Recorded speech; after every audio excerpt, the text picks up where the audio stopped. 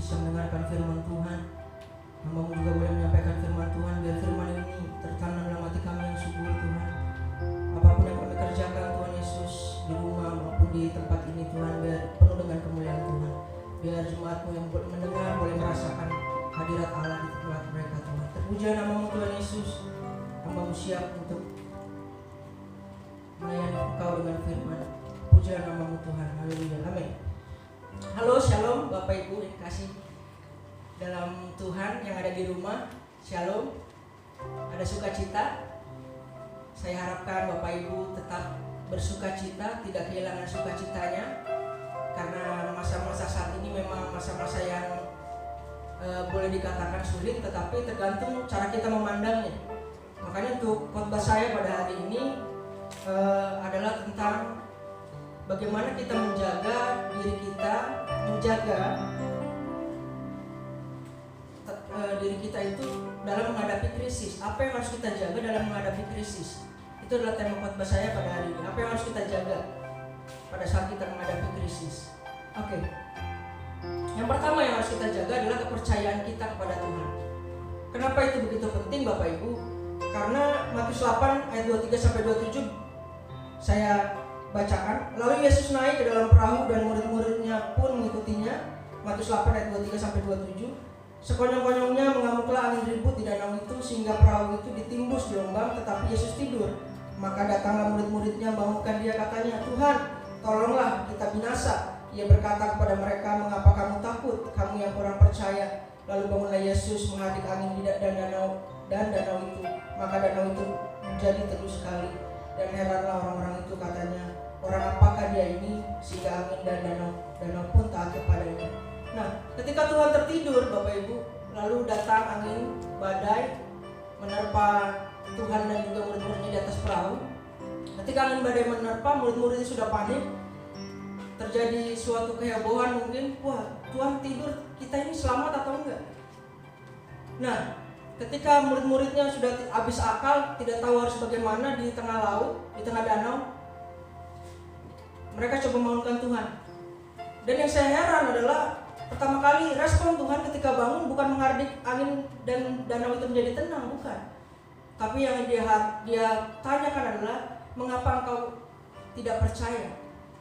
Dia menghajar dulu kepercayaan dari murid-muridnya. Buat saya itu sesuatu yang luar biasa. Kenapa? Karena yang menjadi masalah buat Tuhan bukanlah menjadi masalah buat murid-muridnya. Masalah buat murid-muridnya adalah bagaimana menyelamatkan diri mereka. Tapi buat Tuhan itu bukan masalah. Buat Tuhan yang jadi masalah adalah mengapa mereka tidak percaya. Jadi kadang-kadang Bapak Ibu, yang penting buat Tuhan kadang-kadang tidak penting buat kita. Yang penting buat Tuhan kadang-kadang bukan menjadi masalah yang penting buat manusia. Padahal yang paling penting buat Tuhan adalah bagaimana kita tetap percaya kepadanya dalam kondisi apapun. Itu yang penting buat Tuhan. Kepercayaan kita kepada Tuhan akan diuji bukan cuma saat kita diberkati, tapi saat kita dalam kesesakan, penderitaan. Itulah saatnya Tuhan menguji kepercayaan kita kepadanya. Nah, seringkali masalah kepercayaan ini kita lupakan Bapak Ibu. Bukan karena kita gak percaya sama Tuhan, tapi kadang-kadang karena kondisi yang sangat mendesak atau adanya krisis atau kita lagi dalam keadaan kesulitan, kita lupa. Kita cari jalan keluar kita sendiri. Sehingga kita lupa bagaimana kita harus percaya, tetap percaya tentang jalan keluarnya Tuhan. Seringkali kita paksa Tuhan supaya punya jalan keluar, supaya kasih kita jalan keluar secepatnya, padahal waktu Tuhan bukan waktu kita Bapak Ibu. Jadi perhatikan bagaimana kita menjaga kepercayaan kita sama Tuhan. Ingat, yang pertama kali Tuhan hardik bukan angin ributnya, tapi yang pertama kali respon Tuhan adalah kenapa murid-murid tidak percaya? Karena Tuhan berada dalam kerajaan yang berbeda, kerajaan yang bisa mengatasi maut dan juga kerajaan yang bisa mengatasi dunia ini. Kerajaan yang bisa berada dalam dua sisi, dalam maut dia bisa bangkitkan orang. Bahkan ketika kita mati, dia bisa bawa kita ke surga. Jadi buat Tuhan gak masalah kita mau mati mau hidup, Tuhan masih bisa bersama-sama dengan kita. Tapi murid-muridnya lebih takut mati daripada dia percaya sama Tuhan. Bapak Ibu yang dikasih oleh Tuhan, jaga kepercayaan kita supaya kita tetap percaya kepadanya dalam kondisi apapun. Karena itulah yang Tuhan mau. Jadi sesulit apapun situasi yang kita hadapi, tetap percaya kepada Tuhan. Yang kedua, apa yang harus kita jaga? Yang kedua adalah sikap hati kita. Kenapa kita harus jaga sikap hati kita? Saya baca dulu ayatnya. Roma 8 ayat 35 sampai 37. Tapi sebelum saya bacakan ayatnya, saya mau beritahu juga Bapak Ibu, jangan sampai krisis itu merubah sikap hati kita. Tadinya kita murah hati misalnya, ketika krisis karena kita memikirkan diri sendiri, kita jadi pelit. Ya kan? Banyak orang tadinya baik, tadinya perhatian karena sering kumpul bersama, konser misalnya ada doa kita datang. Tapi ketika udah mulai jarang ketemu, kita udah mulai gak peduli lagi. Memang tidak bisa kita salahkan, keadaan kadang-kadang membuat kita jarang ketemu, keadaan seperti ini. Tapi jangan sampai itu merubah sikap hati kita yang tadinya peduli jadi gak peduli. Nah, sikap hati yang tadinya penuh kasih sekarang mulai menjadi dingin. Kenapa? Orang lebih mementingkan diri sendiri. Memang kata firman Tuhan, hari-hari terakhir orang akan semakin jahat, kasih akan menjadi dingin. Jangan sampai itu terjadi dalam umat Tuhan. Kasih harus tetap ada, harus tetap hangat antara jemaat Tuhan. Tidak boleh tercerai-berai. Seperti kata pepatah, kata di negara ini, ya kan, bersatu kita teguh, bercerai kita runtuh. Jadi itu harus kita perhatikan, Bapak. Nah, tahukah kita kalau Tuhan tuh dalam kondisi apapun, Dia tetap mengasihi kita. Kasih Tuhan nggak pernah terbatas dalam kondisi apapun. Bahkan kita nggak bisa terpisah dalam kasih Tuhan karena kondisi. Makanya di Roma 8 ayat 35 sampai 37 tadi yang saya berikan, firman Tuhan bilang begini, Roma 8 ayat 35 sampai 37. Siapakah yang akan memisahkan kita dari kasih Kristus? Penindasan atau kesesakan atau penganiayaan atau kelaparan atau ketelanjangan atau bahaya atau pedang? Seperti ada tertulis, oleh karena engkau kami ada dalam bahaya maut sepanjang hari. Kami telah dianggap sebagai domba-domba sembelihan, tetapi dalam semuanya itu kita lebih dari orang-orang yang menang oleh Dia yang telah mengasihi kita. Jadi firman Tuhan bilang, siapakah yang akan memisahkan kita dari kasih Kristus? Kata Rasul Paulus, penindasan atau kesesakan atau penganiayaan atau kelaparan atau ketelanjangan atau bahaya-bahaya atau pedang. Jadi dari sejak zaman dahulu rasul-rasul memang sudah dalam kesesakan, Bapak Ibu. Nah, kita mungkin sekarang baru merasakan kesesakan. Tenang, jaga sikap hati kita, tetap percaya kepada Tuhan, tetap mengasihi. Karena itulah teladan dari Tuhan. Kasih Tuhan tidak terbatas, bahkan dalam keadaan penindasan pun rasul-rasul itu tetap merasakan kasih Tuhan. Jadi kita nggak bisa terpisah dalam kasih Tuhan. Kalau Tuhan aja begitu mengasihi kita, kenapa kita nggak mengasihi orang lain? Nah, jadi ikutilah teladan Kristus. Kalau Dia mengasihi kita tanpa syarat, kita berusaha juga mengasihi orang, bukan karena Dia berbuat baik kepada kita. Karena saat ini yang mau berbuat baik juga, mereka juga mementingkan diri sendiri, Bapak Ibu. Tapi memang lebih banyak juga yang mau berbuat baik. Kasih itu adalah identitas orang Kristen, Bapak Ibu. Banyak orang kenal orang Kristen, orang Kristen itu penuh kasih. Nah, jangan tinggalkan identitas itu. Itu yang harus kita pegang, itu yang harus kita kerjakan. Memang kita mungkin kesulitan ekonomi, kesulitan dalam memberi. Yang kita bisa beri mungkin cuma waktu. Makanya saya bilang waktu itu pun cukup kalau kita mau memperhatikan orang lain. Nah, jadi ikutilah teladan Kristus, tetaplah jadi berkat buat orang lain. Itu yang Tuhan mau. Bukan karena ini adalah perintah saya, karena saya membacakan firman, jadi itu yang harus kita lakukan, bukan. Tapi karena itu yang Tuhan mau. Dia lebih dahulu mengasihi kita, makanya kita bisa mengasihi orang lain.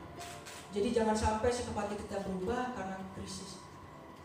Jangan sampai sikap hati kita berubah karena kita menghadapi suatu penindasan. Bahkan Rasul Paulus tetap mengasihi dalam penindasan. Rasul Paulus tetap mengasihi jemaatnya walaupun dalam keadaan kesesakan. Ikutilah contoh teladan di dalam Alkitab. Yang ketiga, yang terakhir, apa yang harus kita jaga? Ini yang menurut saya yang sering kita lupakan, yaitu ucapan syukur kita kepada Tuhan. Bapak Ibu yang dikasihi oleh Tuhan, orang percaya, kita bisa percaya sama Tuhan, tapi belum tentu kita mengucap syukur sama Tuhan. Saya baca ayatnya di Roma 1 ayat 21. Roma 1 ayat 21 berkata begini, sebab sekalipun mereka mengenal Allah, mereka tidak memuliakan Dia sebagai Allah atau mengucap syukur kepadanya. Sebaliknya pikiran mereka menjadi sia-sia dan hati mereka yang bodoh menjadi gelap. Jadi sebab mereka, sekalipun mereka mengenal Allah, kata firman, artinya kita mengenal Allah, saya mengenal Allah. Tapi bukan berarti kita bisa mengucap syukur, Bapak. Bukan berarti kita terus mengucap syukur. Jadi sekalipun kita mengenal Allah, bukan berarti kata firman Tuhan kita mengucap syukur. Nah, saya mau beritahu Bapak Bapak Ibu yang kasih dalam Tuhan. Mengucap syukur mungkin tidak akan mengubah keadaan kita. Mengucap syukur mungkin tidak akan mengubah keadaan kita. Tapi mengucap syukur bisa merubah suasana hati kita. Saya ulangi sekali lagi. Mengucap syukur mungkin tidak akan mengubah keadaan kita. Tapi mengucap syukur bisa merubah suasana hati kita. Ini terkait dengan poin nomor 2, suasana hati kita, sikap hati kita itu yang harus menjadi teladan bagi orang-orang lain. Ya kan? Sikap hati yang bersyukur. Jangan sampai kita lupa bersyukur, Bapak Ibu. Bersyukur untuk apa yang Tuhan sudah berikan, bersyukur untuk krisis yang diberikan.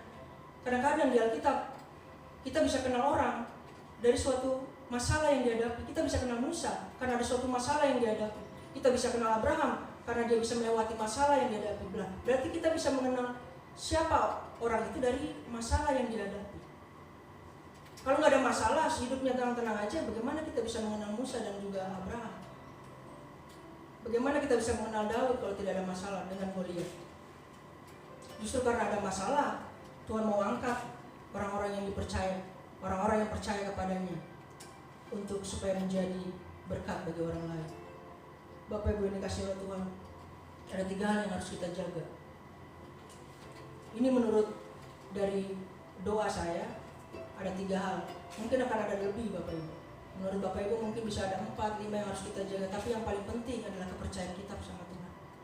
Jangan sampai kita tinggalkan kepercayaan kita hanya karena penindasan, kesesakan, tapi tetap percaya kepada Tuhan. Dan biarkanlah pengharapan kepada Tuhan itu yang menjadi dasar kita. Pengharapan akan Kristus, bahwa Kristus masih bisa menyelamatkan kita. Jangan terpengaruh oleh orang lain, wah Kristus gak bisa menyelamatin, buktinya kita berdoa, virusnya kok gak sembuh-sembuh, virusnya kok gak hilang-hilang dari Indonesia, Bapak Ibu. Seperti yang waktu itu Kain bilang, tidak bisa sekali doa langsung sembuh. Ada yang butuh proses, ada yang lagi di jalan, ya kan? Ada yang langsung bisa disembuhkan. Jadi Bapak Ibu yang dikasih Tuhan, tetap percaya kepada Tuhan. Tetap jaga sikap hati kita. Jangan sampai hati kita menjadi lemah, menjadi khawatir. Karena khawatir akan membuat kita lemah, Bapak Ibu. Semakin kita lemah, maka kita akan mudah terserang penyakit. Selain kita menjaga kesehatan, juga menjaga keuangan kita. Ada 3 hal juga yang tadi saya khotbahkan yang harus kita jaga. Yang terakhir yang harus kita jaga adalah ucapan syukur kita. Tetap bersyukur dalam keadaan apapun. Seperti yang saya bilang, mengucap syukur mungkin sekarang tidak akan mengubah keadaan kita, tapi bisa mengubah suasana hati kita. Suasana hati yang bersyukur, suasana hati yang gembira, itu adalah obat yang manjur, kata Tuhan. Biar apapun yang Bapak Ibu lakukan, lakukanlah dengan ucapan syukur, lakukanlah dengan tulus ikhlas kepada Tuhan. Biar apapun yang engkau mau lakukan, pikirkanlah bagaimana menyenangkan hati Tuhan, supaya nama Tuhan semakin dimuliakan. Bukan untuk kepentingan kita, tapi untuk kepentingan Kerajaan Surga di dunia ini. Hanya dalam nama Tuhan Yesus saya selesai berkhotbah. Bapak Ibu diberkati di rumah, yang ada di tempat ini juga saya percaya dalam pelayanannya diberkati. Terima kasih untuk kesempatan yang telah diberikan. Saya serahkan kepada Kak Yesus.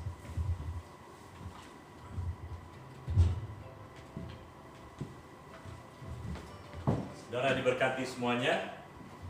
Jadi ada 3 yang kita jaga, yaitu kepercayaan kita.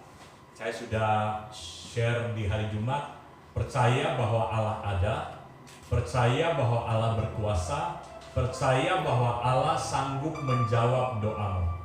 Yang kedua, kita menjaga suasana hati kita. Apalagi sekarang di rumah terus, saudara, itu bisa ada konflik, terus lihat orang-orang yang biasanya kerja, sekarang sudah ada di rumah terus. Tetapi saudara, ketika kita tahu menjaga hati, maka di dalam rumah tetap ada damai sejahtera. Karena survei di China, tingkat perceraian naik setelah adanya COVID, karena mereka stay at home, terjadi perpecahan, perceraian.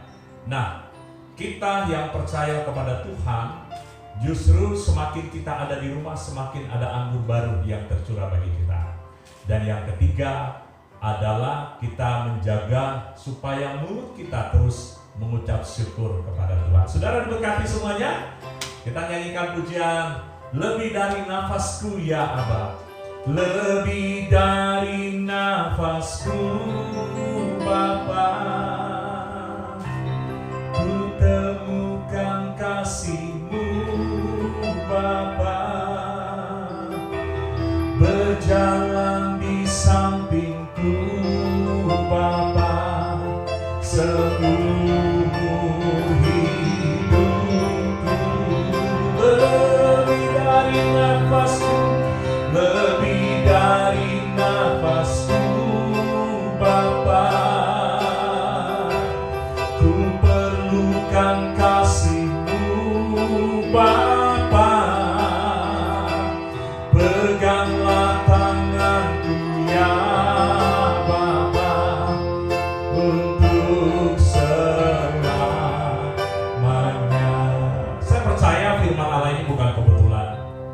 Mungkin saudara punya suasana hati yang kecewa, suasana hati yang putus asa, kehilangan harapan. Mari datang kepada Tuhan, berseru kepada Dia, curhat sama Tuhan, karena hanya Tuhan yang mampu mengubah suasana hati. Mungkin engkau lagi dalam keadaan khawatir, hari-hari ke depan, bagaimana kita menghadapi hari-hari ke depan. Tapi mari taruh kepercayaanmu kepada Tuhan, karena Dia Tuhan berkuasa, Dia tidak pernah berubah. Mari kita mengucap syukur.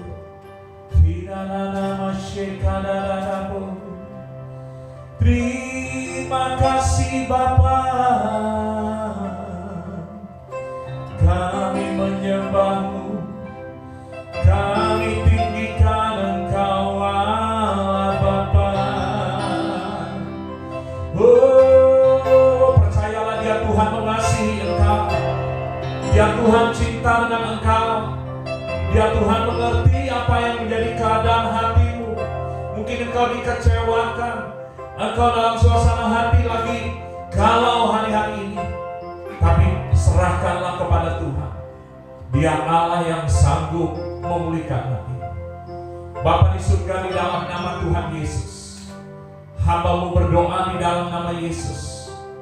Tuhan memberkati Sandi dengan urapan yang